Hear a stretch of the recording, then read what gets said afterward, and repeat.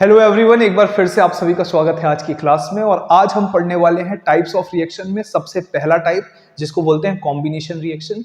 Board के लिए काफी इंपॉर्टेंट है, साथ ही साथ आईसीएसई में इसको सिंथेसिस रिएक्शन के नाम से पुकारा जाता है।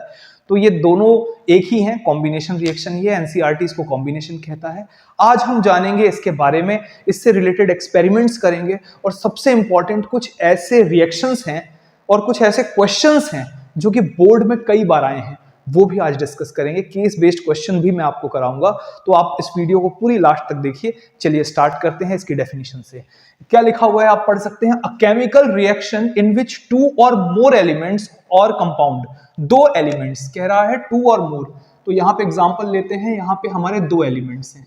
फिर उसके बाद लिख रहा है टू एलिमेंट्स या मोर एलिमेंट्स, हो सकता है सी भी जुड़ जाए, डी भी जुड़ जाए, तो ऐसी चीजें होती रहेंगी।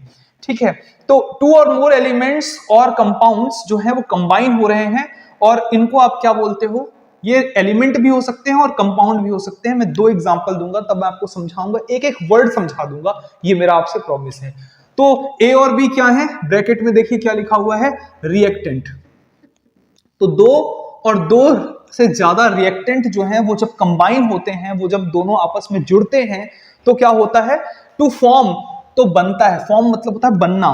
तो फॉर्म क्या होता है, एक सिंगल प्रोडक्ट या एक सिंगल कंपाउंड।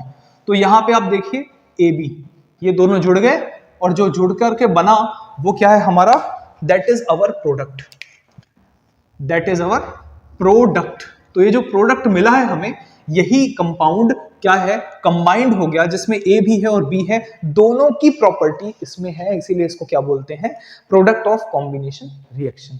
क्या आपको समझ में आ गई बात? Very good.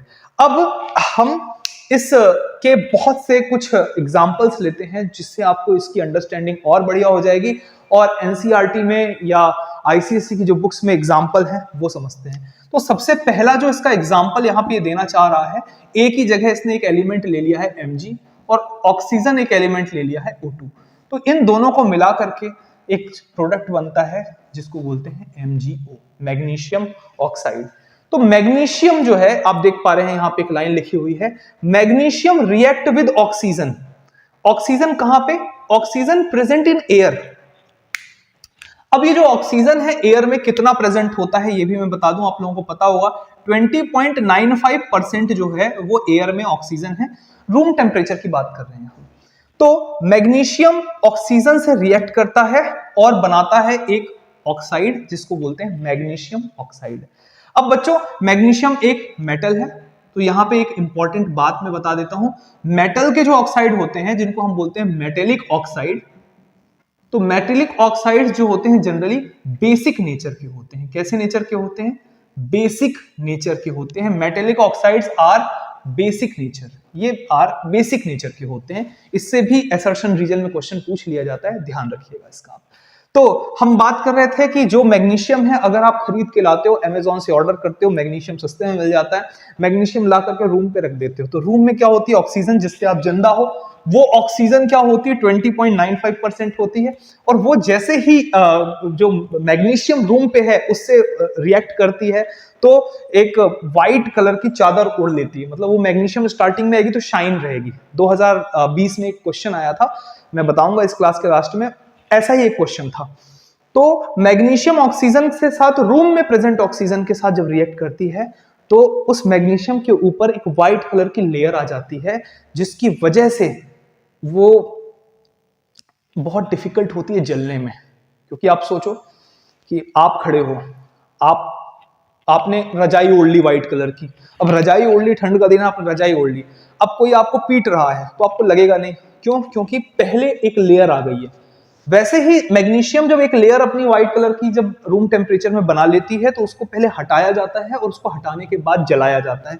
तो लाइंस पढ़ते हैं, यहाँ पे क्या लिखा हुआ है, magnesium react with oxygen in present of air. जब एयर के प्रेजेंट में जब ये होती है तो ये क्या बनाती है, मैग्नीशियम ऑक्साइड बनाती है। क्या बनाती है, white layer of magnesium oxide. On its surface, इसकी सरफेस पे एक मैग्नीशियम है, इसकी सरफेस में ऑक्सीजन आया, ये यहाँ पे व्हाइट कलर का एक लेयर बना लिया, विच इज MgO। आपको और बेटर समझ में आ गया होगा अब। ऑन इट्स सरफेस, अब क्या है, आपको इसको रिमूव करना है। रिमूव क्यों करना है, मैंने एग्जांपल दिया आपको, क्योंकि आप इसको बेटर तरीके से बर्न करना चाहते हो, जलाना चाहते हो। टू रिमूव दिस हम क्या करते हैं, hence it is cleared with a sand paper. हम किससे क्लियर करते हैं इसको? सैंड पेपर से क्लियर करते हैं। सैंड पेपर एक पेपर होता है, अभी मैं एक वीडियो दिखाऊंगा उसमें आपको पूरा क्लियर हो जाएगा। जैसे ही सैंड पेपर से उसको रब करते हैं तो उसका जो ऊपर का एमजीओ है वो हट जाता है। जैसे मैं ये रब कर रहा हूं, देखो रब रब रब रब रब, और ये हट गया, और जैसे ये हटा वापस से शाइनी सरफेस आ जाता है और वो बहुत अच्छा होता है बर्न होने के लिए, बर्न हो जाता है। खैर, तो इस तरीके से रिएक्शन नंबर 1 है जब ये रूम टेम्परेचर में आकर के रिएक्ट कर रही है। कहां पे? रूम टेम्परेचर में जब ये रिएक्ट हो रही है, नया नया मैग्नीशियम खरीदा, ऑक्सीजन, तो एमजीओ बना लिया। अब क्या होता है, अब हम देखते हैं एक बार, चलो इसको बैलेंस भी कर देता हूं मैं।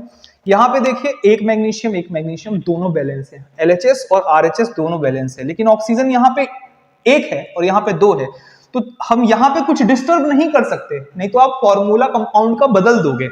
ठीक है, तो यहां पे हम लगा देते हैं 2, सो दैट ये ऑक्सीजन को 2 मिल जाए, यहां पे भी 2 है, लेकिन मैग्नीशियम डिस्टर्ब हो गया, और डिस्टर्ब कोई भी नहीं होना चाहता, आप भी नहीं होना चाहते, ये भी नहीं होना चाहता, तो यहां से ये बैलेंस करता है, और जैसे ही हम 2 लगाते हैं वैसे ये कंप्लीट इक्वेशन बैलेंस हो जाती है। अगर आप चाहते हैं कि मैं पूरी एक वीडियो बनाऊं बैलेंस रिएक्शंस पे, कि बैलेंस रिएक्शन कैसे होती हैं, कैसे करी जाती हैं, कोई भी रिएक्शन, दुनिया की कोई भी रिएक्शन, तो आप मुझे कमेंट कीजिएगा, मैं एक सेपरेट वीडियो बना दूंगा इस पे।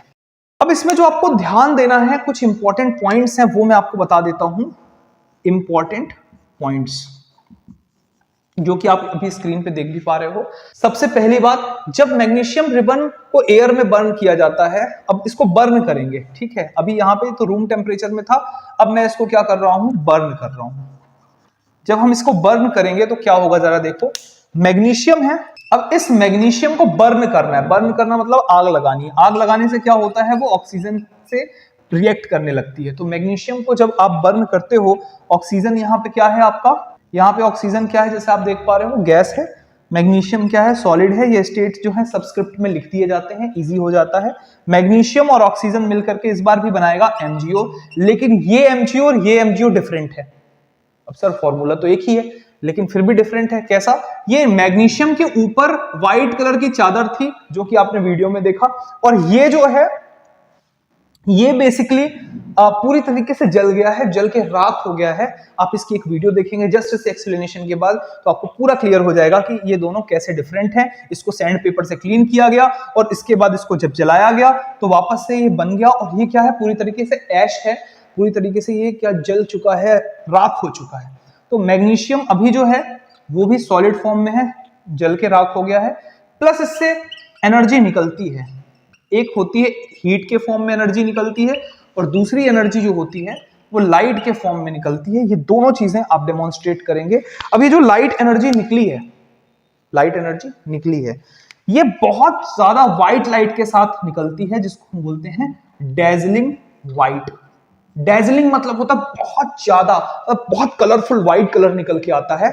आप यहां पे देखेंगे विच कंटेन्स, अब ध्यान रखना है, जब एक्सपेरिमेंट किया जाता है, जब ये एक्सपेरिमेंट किया जाता है तो जो लाइट निकलती है, आपने जलाया और उसके बाद जब लाइट निकली तो वो लाइट इतनी ज्यादा व्हाइट होती है कि उससे यूवी रेज निकलती हैं, और ये जो यूवी रेज होती हैं बच्चों, ये हमारे पूरे की पूरी आंखों के रेटिना के लिए बहुत हार्मफुल होती हैं। तो ये जो डेजलिंग व्हाइट लाइट निकलती है, इससे आंखों में बहुत बड़ी प्रॉब्लम हो जाती है, परमानेंट आंखें डैमेज भी हो सकती हैं। यहाँ पे लिखा हुआ है फोटोकेरेटाइटिस नाम की एक डिसीज हो जाती है, जो कि परमानेंटली आंखों को डैमेज कर देती है। इसलिए इससे बचने के लिए, टू अवॉइड दिस, हमें एडवाइस किया जाता है हमें आई प्रोटेक्शन यूज करना है। तो इस तरीके से रिएक्शन 1 और रिएक्शन 2 ये हमारी एनसीईआरटी में पहली रिएक्शन है, बोर्ड के लिए काफी इंपॉर्टेंट है। अब आप देखो हीट जो है या जो लाइट है, ये प्रोडक्ट साइड पे लिखी हुई है ना, तो एनर्जी है, ये है क्या, एनर्जी, और एनर्जी क्या है, प्रोडक्ट प्रोड्यूस हो रही है, रिलीज हो रही है, क्या हो रही है, एनर्जी रिलीज हो रही है। और एनर्जी के रिलीज होने को क्या, कौन सी रिएक्शन बोलते हैं, एक्सोथर्मिक। कौन सी रिएक्शन बोलते हैं, एक्सोथर्मिक रिएक्शन। रिएक्शन 2 तरीके की होती है, एंडोथर्मिक और एक्सोथर्मिक। यहां पे ये एक्सोथर्मिक रिएक्शन है। लेकिन आप एक क्वेश्चन पूछोगे, क्वेश्चन क्या है, आप पूछोगे कि सर यहां पे आपने कहा कि हमने बर्न किया इसको, यहां पे आपने हीट दी, बर्न किया इसको, तो बर्न किया मतलब आपने एनर्जी दी है इसमें, तो एनर्जी दी है, तो जब एनर्जी दी जाती है उस रिएक्शन को तो एंडोथर्मिक कहते हैं। यहां पे आप कह रहे हो ये एक्सोथर्मिक है। देखो कोई बिजनेस चालू करते हैं ना, तो जैसे मान लो मैंने 100 रुपए लगा के एक बिजनेस चालू किया, लेकिन मुझे प्रॉफिट में 1000 रुपए मिले। तो स्टार्टिंग इन्वेस्टमेंट कम था, लेकिन जो मैक्सिमम आउटकम था वो ज्यादा था। तो यहाँ पे जो हीट हम दिए वो बहुत कम होती है इसके कंपैरिजन में, और ज्यादा हीट रिलीज होती है, ज्यादा एनर्जी रिलीज होती है, लाइट रिलीज होती है। तो इसीलिए इसको हम क्या बोलते हैं, एक्सोथर्मिक। जैसे ये हमारा एक हैंड है और ये है, मान लीजिए ए है और ये बी है। अगर मैं दोनों को कंबाइन करता हूं तो क्या हुआ, आवाज निकली, एनर्जी प्रोड्यूस हुई। तो आप ऐसे याद कर लेना कि ए और बी दोनों को जब मिलाते हैं, कंबाइन करते हैं, कॉम्बिनेशन रिएक्शन, तो कुछ रिलीज हुआ। ये जो हीट निकली है, जो लाइट निकली है, जो साउंड निकली है, ये सब एनर्जी है और इसको एक्सोथर्मिक रिएक्शन कहते हैं। Very good. तो इस तरीके से हम लोगों ने इस रिएक्शन को समझ लिया।